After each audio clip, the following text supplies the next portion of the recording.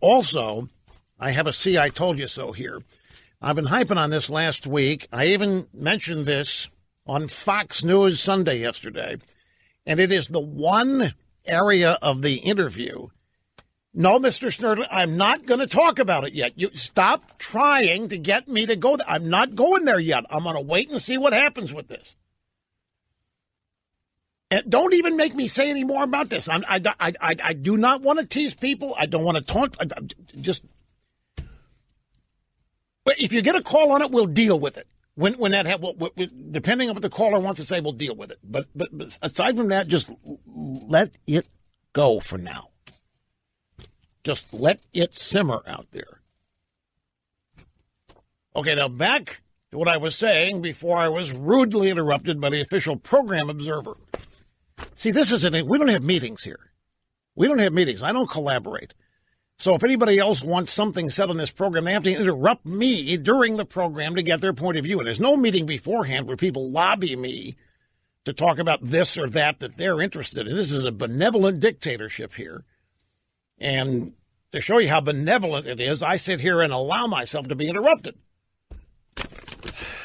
Now, the one area of my interview with Wallace on Sunday that I have not yet seen excerpted, that I have not seen any highlights played, is my comments about Obama. Well, wait, no, Fox did last night use that. But what I said about Michael Flynn. Last week, I made the point we discovered that the FBI agent, who happened to be Peter Strzok, who interviewed Flynn, said afterward that he didn't think Flynn had lied.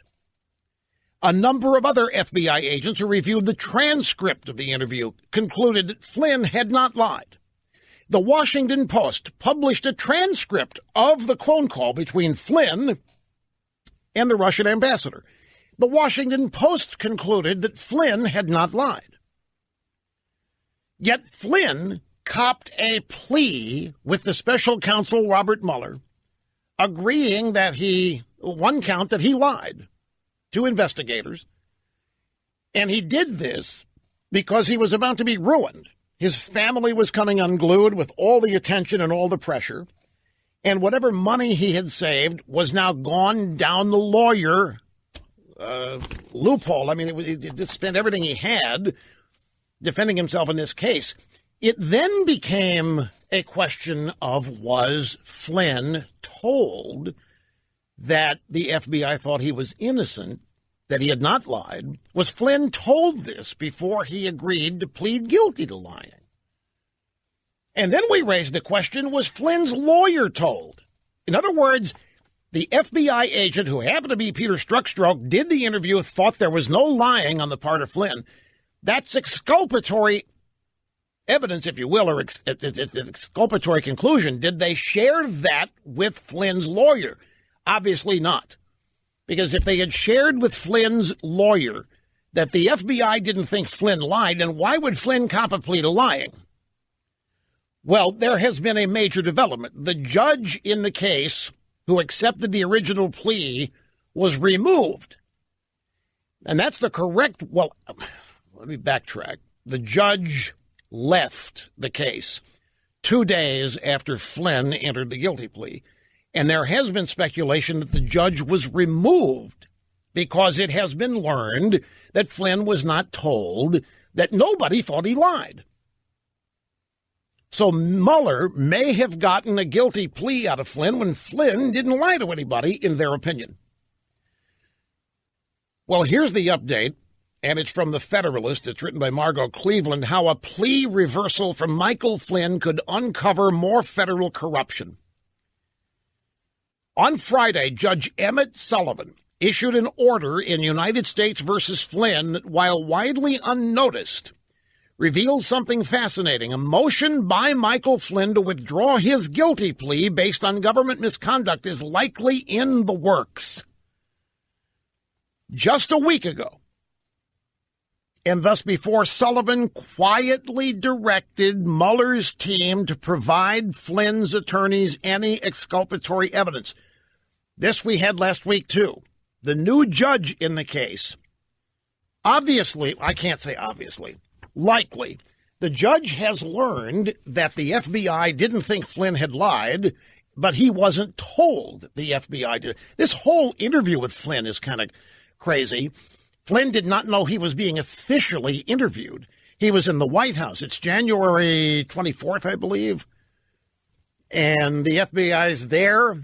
And Flynn thinks, well, I'm the national security advisor. The FBI would naturally want to talk to me. Stroke said, you got time for a little chat? Came in, did an interview. And Flynn didn't even know he was sitting in a formal interview. Didn't even have a lawyer with him. And out of that comes the fact that he had lied to the FBI agents about his conversation with the Russian ambassador. And it all has to do with whether or not the Trump team was planning to lift the sanctions Obama had put in place in December to punish the Russians for stealing the election away from Hillary, all that yada, yada BS. So last Friday, the new judge in the case, Emmett Sullivan, directed Mueller's team to provide Flynn's attorney any exculpatory evidence, which would include the FBI thinking Flynn had not lied. This was a Byron York story last week. The next day, Andy McCarthy wrote his piece about this, and we were off and running, and we now have a way of understanding the significance of the judge's order on Friday. Now, the point that Margot Cleveland is making here is that if Flynn was misled, deceived, and lied to, and not told that the FBI didn't think he had lied, that has to be the case. Why would he plead guilty to lying if the FBI didn't think that he had lied? And the only answer to that is he had to stop the bleeding, that he couldn't afford it anymore, that they were going after his son, too, remember that, and that the family was just under immense pressure, relentless pressure, and as the family head, Flynn wanted to end it.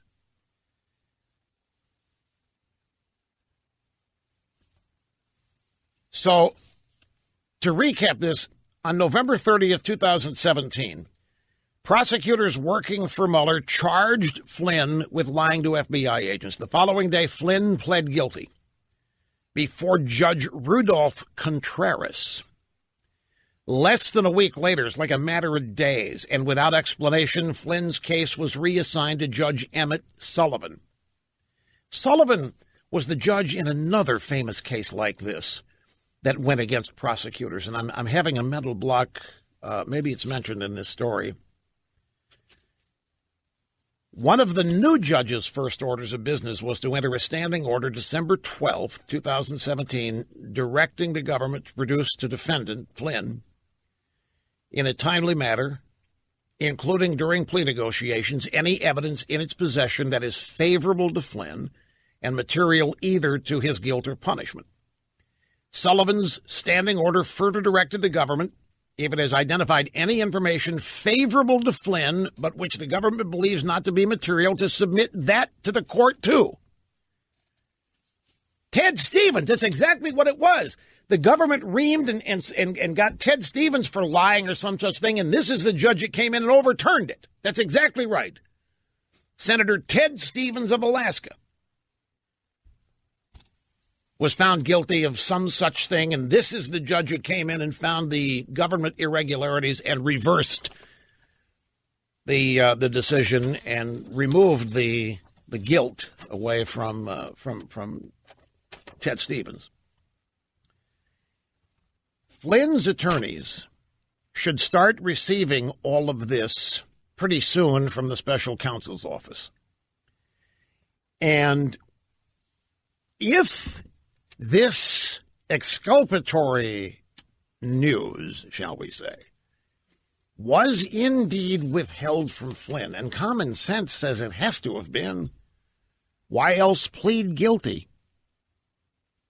If you're told that the agent that interviewed you didn't think you had lied, and if the Washington Post publishes their transcript and they weigh in that they don't think Flynn lied, and if other FBI agents looking at this don't think Flynn lied, then why is Flynn pleading guilty to lying? It's because he wasn't told. And if that's the case, what other evidence has been withheld? See, this kind of thing always provides a starting point, not a solution. So if prosecutors and investigators have withheld this really important news from Flynn, then the question arises, what other evidence may have been withheld? Like from the FISA court. And we're back to that. Has the FISA court, are they up in arms privately and nobody knows about it yet? Was the FISA court lied to by the FBI by not being told, having not been told, the origins of the Steele dossier? In other words, that the Clinton campaign paid for it, that it was a political opposition research document. Was the court lied to? Was the court told that it was legitimately gathered intelligence from all over the world by the best intelligence agents the world has?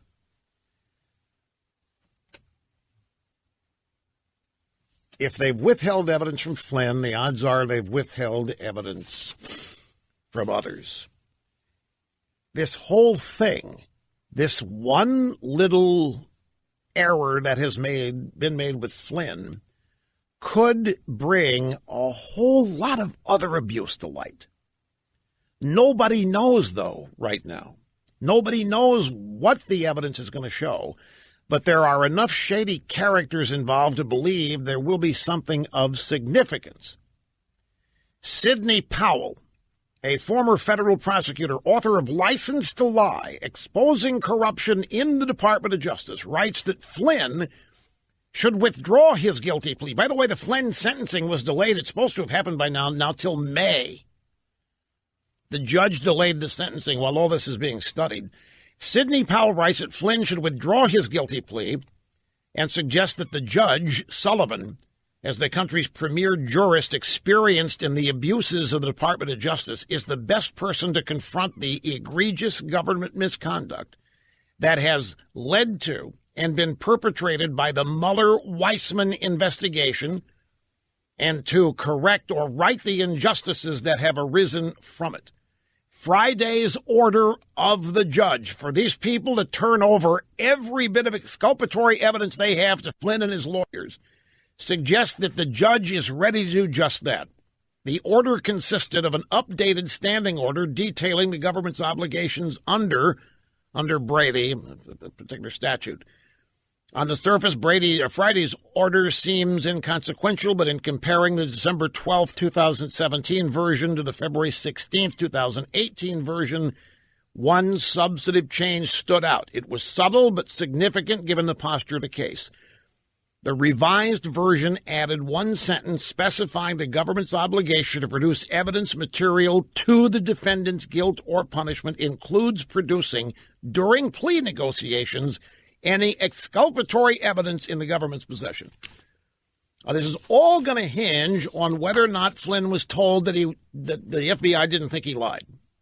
We don't know. It just appears. Common sense makes it appear that that is the case. And I think with all these other indictments now that Mueller is announcing on the fringes, you know, Mueller's latest indictment is some obscure lawyer in the law firm Skadden Arp's London office for lying to some agents about a case involving Ukraine. One of the things he's accused of is deleting emails. Well, I know somebody who deleted 30,000 emails and they still can't find them.